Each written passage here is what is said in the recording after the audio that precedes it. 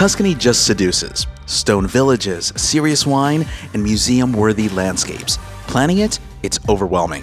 Where to base, which vineyards to visit, how do you dodge the tide of tourists? Well, we've spent the last 20 years figuring it out, so you don't have to. This video is a cheat sheet of the best areas to stay, insider tips, crowd-dodging tactics, and only worth-it picks. Whether you're trying to choose between a hilltop hamlet, boutique hotel, or working agriturismo, we'll match you to the right vibe. Walk away with a clear base, a real plan, and a trip that turns into a story that you're proud to tell. Let's dive in. You know, when you think of Tuscany, you think of wine, you think of vineyards, but there's also epic villages to visit. I'm Angel Castellanos for the tour guy, and today we're gonna visit all the most wonderful and charming villages right here in Tuscany. Located in central Italy, Tuscany is one of the 20 states or regioni in the country. There are 10 provinces and 11 official wine-growing regions, all within Tuscany. The capital is the most famous village in Italy, Florence. We're skipping it for this episode, and for more on Florence, check out our library of videos and online guidebook linked in the description. If you're flying into Tuscany from the US, you'll likely connect through Europe. The closest airport to Florence is Amerigo Vespucci Airport, which is 4 kilometers away northwest of Florence city center. Another option is Pisa International Airport, primarily served by budget airlines. Both airports offer connections to the UK and other European cities. One of the best ways to get around Italy is by train. It's a network of super fast trains that'll get you to and from the main cities. So this is the main train station here in Florence. It's called Santa Maria Novella, and there are many train stations in European cities, but this is the central one here, and it butts up against the historic center. So it's about a 15-minute walk from here to the Duomo, let's say, which is the center of town. And if you're coming from Rome, it's about an hour and 15 minutes. If you're going to Milan, it's about a 2-hour journey. All the high-speed trains depart and arrive from this station here in Florence. Choosing the right area to stay is just as important as selecting the right hotel. We'll explore Tuscany by region, highlighting different accommodation types and recommending specific hotels featured in our online guidebook. Getting around Tuscany takes some planning since the area is massive, approximately the size of the US state of New Jersey. So if you're over 25 with a license, rent the car. Tuscany's hill towns aren't built for trains, and buses thin out fast beyond Florence and Siena. The roads are smooth and calm, nothing like the Amalfi Coast Circus. So keep a credit card ready for tolls or tap as you go, download the offline maps, and just go. It's your trip on your clock. We drove to every location in this episode. Here are some basic drive times. In the best possible driving conditions, it should take you about an hour to get from Florence to Lucca. To San Gimignano from Florence, it's about 45 minutes to an hour. From Florence to Siena or Cortona, it's going to take you about an hour and a half. From Siena to Montepulciano, it's an hour and a half. From Montepulciano to Cortona, it's only an hour's drive away. And to sweet little Pienza, it's 15 minutes. From Cortona to Siena, it's an hour's drive. If you choose to take the train, the best options are the towns of Siena, Cortona, or Lucca. Those towns have frequent connections to Florence. Here's how to pick an unforgettable stay outside of Florence. Our strategy is to approach where to stay in Tuscany by zone and area. We'll start in the north and talk about Lucca, because here you can sleep inside the city Renaissance walls or choose a nearby resort. Calm, classy, easy to love. Then there's Chianti, the iconic wine region that is super close to Florence. You can base at a historic wine estate like Villa Medicea di Liliano or Villa Calcinaia with an abundance of wine, cypress lanes, and that slow-down Tuscan rhythm. Then there's San Gimignano, known for its medieval skyline and Vernaccia wine in your glass. You can choose to stay outside the city gates for parking sanity, then wander in at sunrise or after dark when the day trippers leave. We of course cannot ignore Siena. This is a heavy hitter here, and it's for an obvious reason. You have Il Campo, that Gothic swagger, and tons of stays in and around town. A rock-solid hub for southern Tuscany. Then there's Montepulciano and eventually Val d'Orcia with Pienza. You can base in Montepulciano for quick hits to that top wine zone known as Vino Nobile. You can book an agriturismo or a boutique hotel in Val d'Orcia, detour to Pienza for pecorino and that widescreen view. Then there's sweet little Cortona. It's the quintessential hill town. You have steep lanes, knockout sunset, and easy jumps into Umbria. Definitely worth the hype. Lucca is a little bit out of the way and isn't surrounded by those picturesque vineyards. But the city hasn't been involved in a war since 1430, and it's surrounded by city walls that are massive and 2.5 miles long. There's a reason why Napoleon invaded this place in the 18th century. Lucca isn't for show, and that's the charm. Local rhythm, light crowds, sunlit piazzas, 16th century tree-topped walls broad enough to bike, ring the town like a green boulevard. There's no blockbuster museums here because Lucca itself is the exhibit. Timeless streets, quiet grace, and that oval Piazza dell'Anfiteatro built on a Roman arena's bones. And the soundtrack definitely fits. It's Puccini's hometown, and summer nights when music spills into Piazza Napoleone are amazing. It sticks with you long after you go. Lucca is so great you can stay inside the walls or somewhere nearby. The Grand Universe in Lucca is a luxury property within the ancient city walls on the corner of two piazzas. Many of the rooms overlook the historic Piazza Napoleone. The vibe of the hotels pays homage to the musical heritage of Lucca. The food in the restaurant is delicious, and the hotel even has a free bike rental scheme so you can cycle the ramparts of Lucca. The new kid on the block in Lucca is La Residenza. It was built on that post-pandemic revenge travel money, and it shows.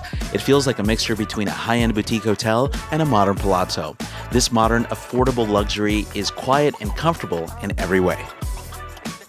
The Renaissance Tuscany Il Choco Resort and Spa is a 50-minute drive north of Lucca in the mountainous area near the town of Varga and next to a national park. This resort offers 178 rooms, including 51 deluxe suites with balconies. There are 2 pools on site, including 1 outdoor pool with epic views. All of the amenities and services you can expect from a resort of this caliber are available, and the whole property is surrounded with lush hills. I definitely enjoyed having a coffee every morning on their loggia, and the pro move is to dine in the resort to enjoy a delicious menu. We recommend staying in Lucca because it's ideal for families with children, a variety of different accommodation types, outdoor lovers, cycling, and just that low-key relaxing.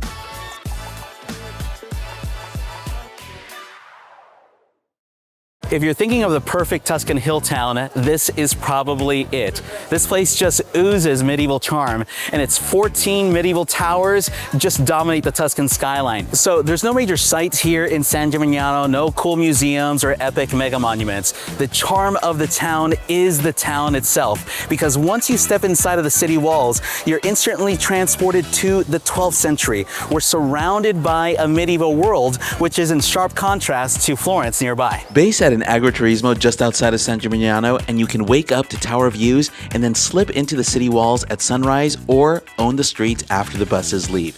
An agriturismo is a working farm with guest rooms. Think vineyards, olive groves, house-made breakfast, and estate wine and olive oil. You'll want a car, park outside the walls, or hop to Volterra, Siena, and Chianti, then cruise back for sunset over the skyline. Our favorite in the area is Marmoraya. Think killer food, sweeping views, superb estate olive oil and wine, plus grounds that make one more night seem like a very easy decision. It's just minutes from San Gimignano, and it's an 18th century estate that turns vines and olive groves into your front yard. Rustic modern rooms and a panoramic view. The terrace restaurant pouring 0-kilometer wine, olive oil, and delicious food is definitely the headliner. Park your car, wake to tower views. This is a polished farm stay with all the romance and none of the fluff. We definitely recommend staying around San Gimignano because it's an ideal base for photographers and skyline chasers because of those 14 medieval towers. Definitely wine lovers will love it here because you have the Vernaccia white wine, and Chianti's also close by. It's definitely a spot for couples and romantic getaways, plus those who want to get away from the crowds, and if you have a car, this is definitely the spot. If you want to check out Tuscany in a day, don't worry, we got you. We got plenty of day trip options on our website. You can check out the link in the description below or check out our guidebook. If there's one Italian wine region that's famous worldwide, it's gotta be Chianti. The area between Florence and Siena was beloved for centuries by aristocratic families of Florence, well before it became an official wine-producing region in 1716. It's only 45 minutes south of Florence and can be done as a day trip, but if you have time, the pro move is to stay in the region. And if you're gonna do it right. You might as well stay in a historic villa that has plenty of stories to tell. This villa dates back from the 17th century and was built for the Medici to bring their lovers as a secret little rendezvous spot. And in 1836, the Malanchini family purchased it, and it is what it is today. You can come here, have a wine tasting, or come for an event, explore the grounds. This is an epically beautiful place. And in front of us you see the Chianti landscape. This is the beginning of Chianti region next to Florence. So the northern part of Chianti. Exactly, correct. In fact, in front of us you see the Impruneta village where the Chiantigiana road starts and brings to Siena, where the Chianti region ends. But also, just like other places, people can stay here, right? See, we have the hotel, so you can sleep in the villa. We have rooms next to the historical villa. Amazing. Amazing. We love staying at this restored Medici estate that is just 11 kilometers south of Florence because it's an easy base for both Florence and Chianti. You can stay in one of the refined suites and apartments where there's courtyards, terraces, and views for days. You'll taste estate wine and olive oil in historic cellars and Renaissance gardens, with vineyards and olive groves wrapping around the hill. This is a polished blend of history, hospitality, and Tuscan earthiness. Another option is to stay at Villa Calcinaia, which is owned by winemaker Count Sebastiano Caponi, whose family has been in the wine business since 1215. I'm in the heart of Chianti country near Greve, and of course I'm here with none other than Count Sebastiano Caponi, who is the head of Villa Calcinaia, which you see behind me. And this is a historic villa. Very much so. You produce wine. We do olive oil. And olive oil. Olive oil, goat cheese. Goat cheese. A little bit of honey. Honey, and people can stay here. People can stay here, yeah. This is the heart of Chianti Classico era production, because the winemaking made in Chianti, because of the long history, is not called Chianti anymore, it's called Chianti Classico. And the way for people to know the difference between just a Chianti wine and a Chianti Classico wine is the black rooster. The thing about this place is that it's natural beauty, and its natural beauty has been modeled by men for the last 3,000 years. For a merchant at the time, it was too far from the city to be considered as a summer residence. I think this is a good stepping stone because you can stay here and you can go visit Florence in a day trip, you can visit Siena in a day trip, you can go to San Gimignano, you can go to Pisa, you can use this as a base and then as a stepping stone go to other places. Staying on this estate means that you don't have to go far to start your wine experience. At Villa Calcinaia, you're not just sipping Chianti Classico, you're walking through the story of how this famous wine made it from grape to glass. It's an intimate look at winemaking, not a staged production. Guests and visitors can book various wine tastings that even include delicious food. Oh, This has been always a pleasure. Thank you. No, it's so amazing to be with you. Thank you very much. Don't leave those pieces of ham there. There's no way. Of course I'm gonna eat the ham. We recommend staying at a historic villa in Chianti because it's ideal for history nerds who want a little bit of a backstory from their accommodation, those who definitely want to dive deep into wine and olive oil tastings, various group sizes. It's also a good base for exploring the rest of the Chianti wine region, and it's just 45 minutes from central Florence. We created the perfect route plan to get you from A to Z. For more information, check out our online guidebook with tons of curated information, including the cheat sheet to this very episode. If you like what you see so far, hook us up with a like and subscribe and smash that bell so we don't get fired and can keep bringing you great content. I'm 35 miles south of Florence in the greatest hill town in all of Italy. It's medieval, whereas Florence is Renaissance, and it was a superpower in this area. And if you don't visit this village, then you will never understand Tuscany. Siena isn't a side trip, it's the star. Car-free streets, the showstopper Piazza del Campo, the Duomo Cathedral that's striped like a raccoon, and moody back alleys that just feel alive. Yes, it's definitely going to be crowded in the summer, but you can outsmart the day trippers by staying the night and claim the lanes at dawn and after dark. Remember, the worst time to visit Siena is during Easter time and during the Palio. Staying in or near Siena is ideal for checking out the historic sites, having a base for exploring southern Tuscany, and you'll definitely have the most hill town accommodations here, as well as a variety of eating options. Val d'Orcia is the Italy in your heads. Rolling hills, cypress-lined lanes, and miles of vineyard grids. On canvas for centuries, now on Instagram for a reason. With Montepulciano and Pienza next door, you can stake your claim in this classic Tuscan postcard. If you're looking for a place to stay in southern Tuscany, then you should definitely consider Montepulciano. It's one of my favorite hilltop towns. It's pretty high. It's 600 meters high, which is almost 2,000 feet, and it's situated between 3 valleys. So it's an excellent position to really explore the whole region, and you're completely surrounded by the famous Vino Nobile of Montepulciano wine region. Montepulciano might be Tuscany's ideal hill town. You have Renaissance palazzi, vineyards unspooling in the horizon, and that late-day gold. It was built by nobles, and it definitely shows. It's grand, not gaudy. Timeless, never frozen. Not a quaint relic either. It's big for a hill town, long and lean along a ridge, towering over its neighbors. Montepulciano runs on Vino Nobile, one of Tuscany's oldest reds, poured for popes and kings. Now, you don't just sip it, you duck into a rock-cut cellar under the town for a story that you can take home with you. With about 270 producers, doors are open for tastings, barrel rooms, in town or in the surrounding areas. One site that you can't miss when you're making your way up to Montepulciano is the Church of San Biagio. It's a prime example of the Italian High Renaissance. It's such a beautiful church right at the base of the hill. San Biagio is the most photogenic building for miles. Clean, golden symmetry that feels too perfect to be real. It's the kind of place that you just stop and look at and somehow lose 30 minutes without even noticing. Here, you can skip the hotel chains and rooftop influencer pools. Montepulciano plays by other rules. You can stay in the old town where there's stone walls, narrow lanes, and widescreen views with history right at your doorstep. If you prefer seclusion, you can book an agriturismo, which is a working wine estate, and stay right in the vineyards in your boutique hotel room and have that beautiful unhurried morning. Either way, it's this slow life in Tuscany that you'll brag about later.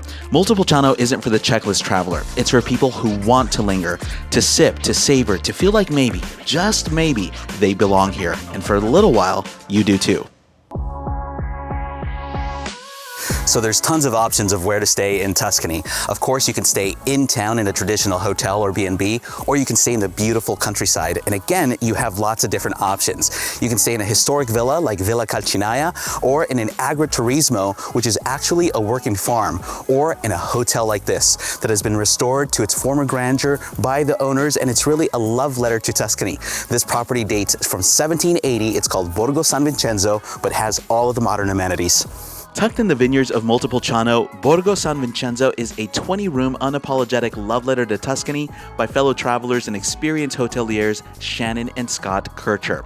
Built in 1780 but rebooted in 2022, it blends this old-world charm with modern indulgence, old-world stone with modern comforts. 10 minutes from Montepulciano with Vino Nobile vineyards right at your doorstep. Rooms are dialed in, adventures curated, cellar tastings, vineyard runs, hilltop hops. Now, this isn't just a stay, it's a step up to your next chapter. Out into the fresh morning Tuscan air. That's what I love about staying in properties like this. You're just right in the countryside. We recommend staying at Borgo San Vincenzo because it's ideal for that boutique hotel experience, access to various wine regions, excellent on-site dining so you don't have to leave if you don't want to, and that beautiful top-notch service. Although not as dramatic as other hill towns, Pienza sets the stage for your own Tuscan escape. The small town is a masterpiece of reinvention, a hilltop haven reimagined in the 15th century as the ideal modern city. Its tranquil pedestrian-only streets may look like a postcard, but they hum with stories of ambition, artistry, and the dream of creating perfection against all odds. In 1405, Pope Pius II was born to the famous Piccolomini family, and he was so enlightened when he became Pope that he decided to remake his hometown into a Renaissance masterpiece. The piazza that you see behind me is referred to Pope Pius II Plaza, and it's a prime example of this project. This town is often referred to as a Renaissance masterpiece and the perfect Renaissance town.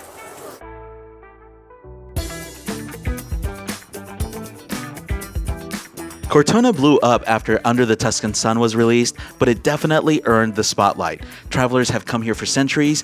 The draw isn't a postcard. It's a town that doesn't perform for anyone. Crumbling stone walls, lanes climbing to big views, shops selling real Tuscan stuff. gritty, beautiful, and unpretentious. Life is savored here, not staged. We recommend staying in Cortona because it's ideal for experiencing those classic hilltown vibes, and there's also easy connections to Florence because there's a train station at the bottom of the hill.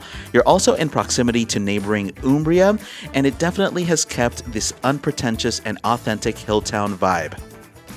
Don't forget to check out our guidebook for a full detailed listing of a variety of hotels of where to stay in Tuscany with bookable links. We've also attached that links to the pinned comment down below. Well, that's it for our time here in Tuscany. I'm Angel Castellanos for the tour guide. Don't forget to comment, like, and subscribe, and smash that bell so you can find our next video. Happy travels.